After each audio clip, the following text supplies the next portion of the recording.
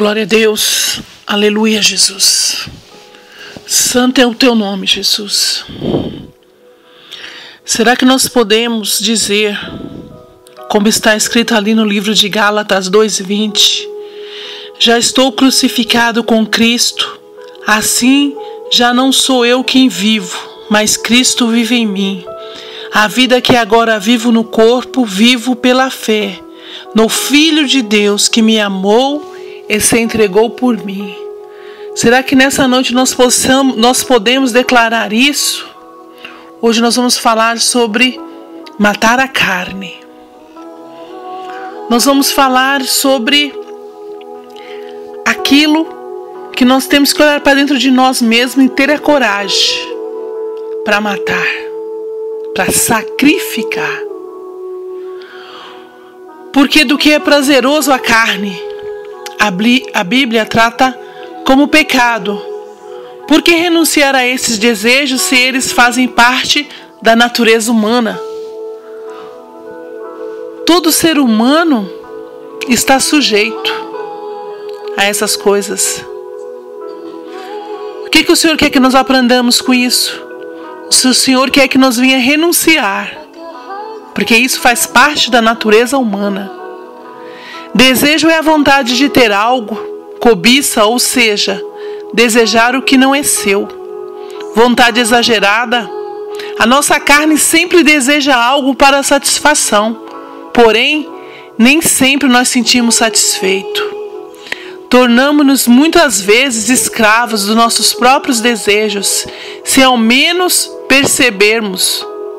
Pedro disse em sua segunda carta, ali no livro de 2 Pedro 2,19, ele nos diz que nós tornamos escravos do que nos vence. Se o que nos vence é o vício, ele nos destruirá. Se é em dívidas, acabaremos em dívida. Se é saúde, vamos terminar com enfermidade. Se é perda de emprego, se é família, se é no vício sexual, ficamos escravos do sexo libertino, exagerado e sem controle. A carne nos faz promessas vazias. Como assim? Só hoje e paro. Não importa o que desejamos, sempre prometemos a nós mesmos que damos conta de parar. São como poços sem água, só serve para a destruição de que os enxerga. Por quê? Porque a carne faz promessas vazias. E às vezes nós olhamos e falamos, é só hoje, nós vamos vencer. E quando menos espera, já está escravo daquilo. Já está escravo, fazendo as coisas que não agradam ao Senhor. Fazendo coisas que desagradam, que é contra a palavra do Senhor. Eu comparo o desejo da carne como o vento da chuva. Vem, faz uma bagunça tremenda e faz muito barulho, mas a chuva é levada embora, deixando muita sujeira. Mas a água para limpar e o tempo não vem. Fica uma sensação ruim. O nariz fica seco e nada resolvido. Corremos à toa, retiramos roupas do varal à toa, deixamos de sair por nada. São geradas grandes expectativas em nossos corações e nada, fica apenas o vazio no final. A segunda marca do desejo da carne é a frieza moral, especialmente aqueles que, segundo a carne, andam em imundas concupiscências e despreza toda a autoridade. São pessoas atrevidas, arrogantes, não receiam e blasfemam.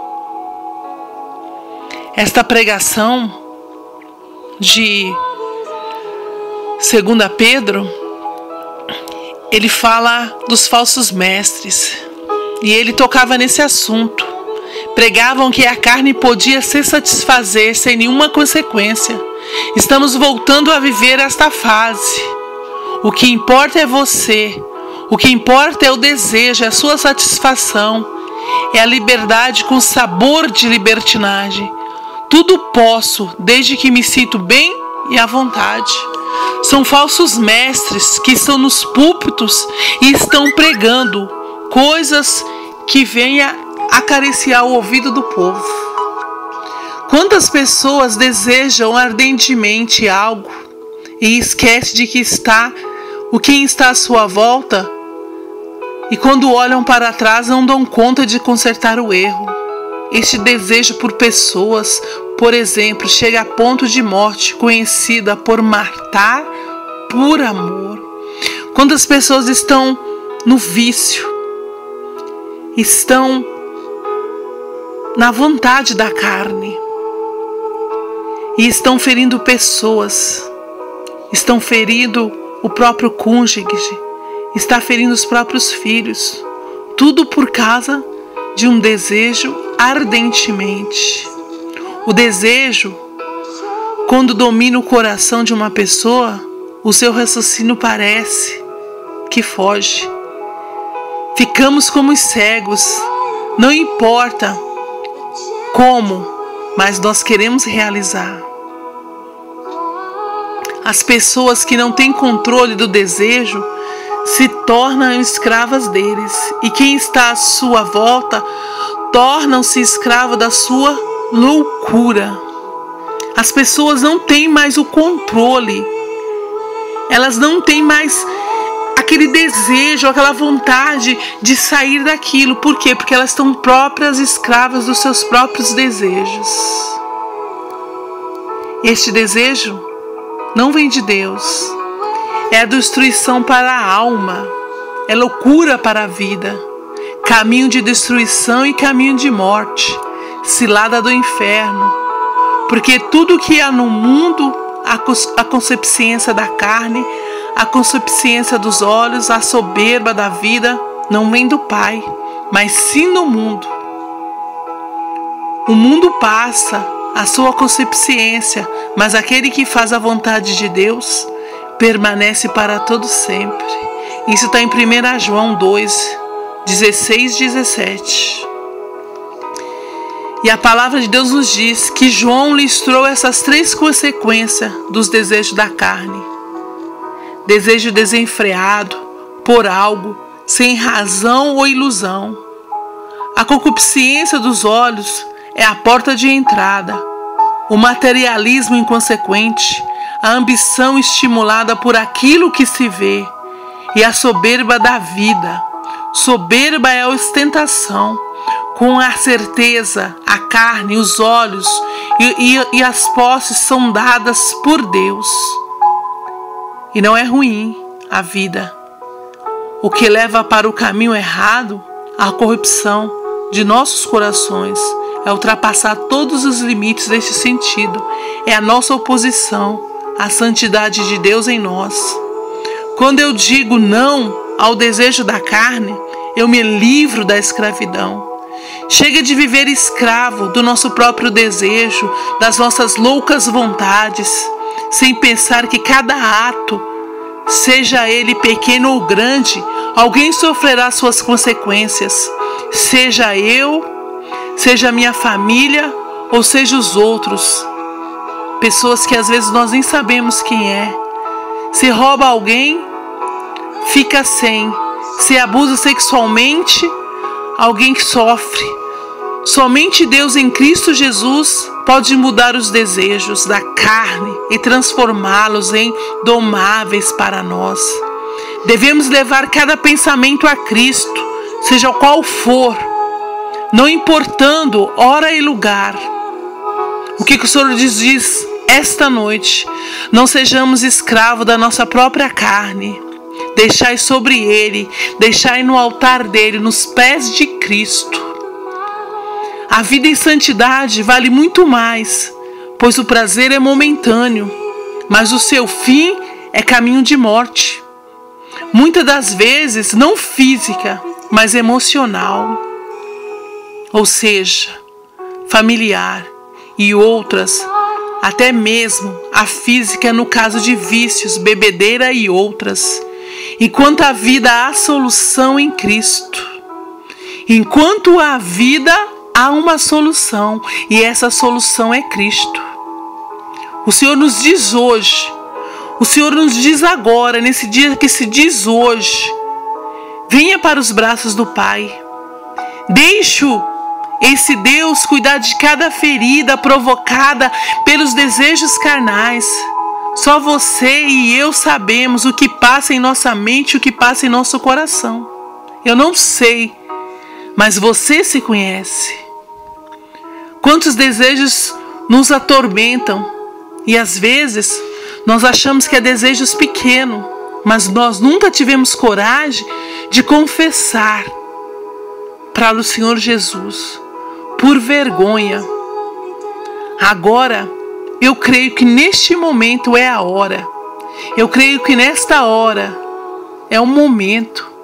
Jesus nos ouve e Ele tem sempre a melhor resposta para as nossas aflições.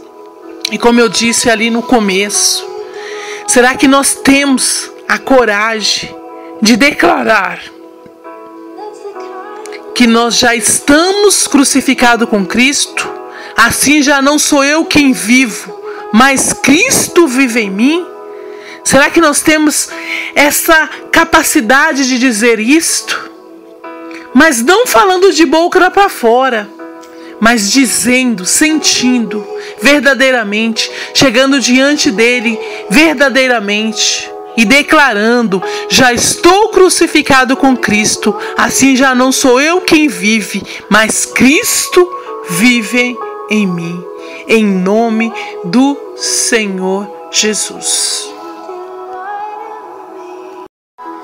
Matando a carne para viver em Cristo. Portanto, já que vocês ressuscitaram com Cristo, procurem as coisas que são do alto, onde Cristo está assentado à direita de Deus.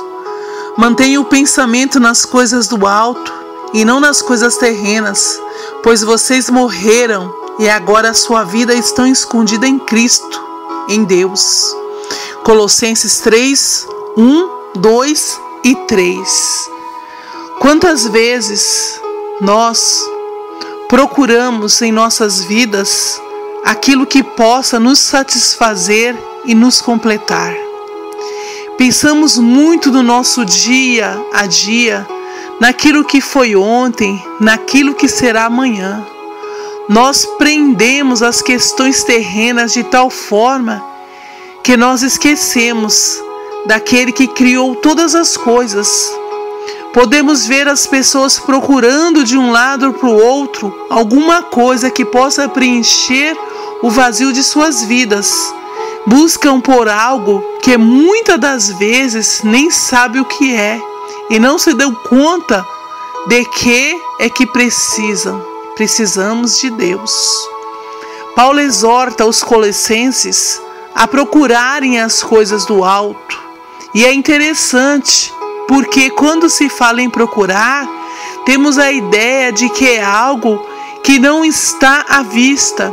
Isso nos faz refletir que para encontrar essas coisas do alto é necessário dedicação, é necessário esforço, é necessário trabalho, é necessário tempo. Para encontrar algo importante, precisamos nos dedicar ao máximo. E se tratando das coisas do alto, como devemos procurá-las se estamos atolados nas nossas coisas terrenas que nos cercam? Como olhar para o lugar onde Cristo está assentado se os nossos olhos estão cativos pelas coisas deste mundo que consomem dia após dia? Se recebemos a Cristo, não morreremos para o mundo e para as coisas que aqui estão. Nossa vida agora está em Cristo.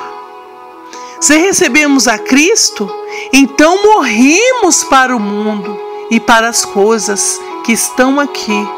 Nossa vida agora está em Cristo e nele devemos procurá-la. Somente quando nosso pensamento estiver conectado a Cristo, poderemos matar aquilo que se alimenta da nossa natureza humana. E com Ele, poderemos alcançar a plenitude de vida essa que Ele nos dá, e Ele nos dá em abundância. Que a nossa oração seja nesse dia, que a nossa oração seja todos os dias matar a nossa carne para viver com Cristo e viver para Cristo, em nome de Jesus.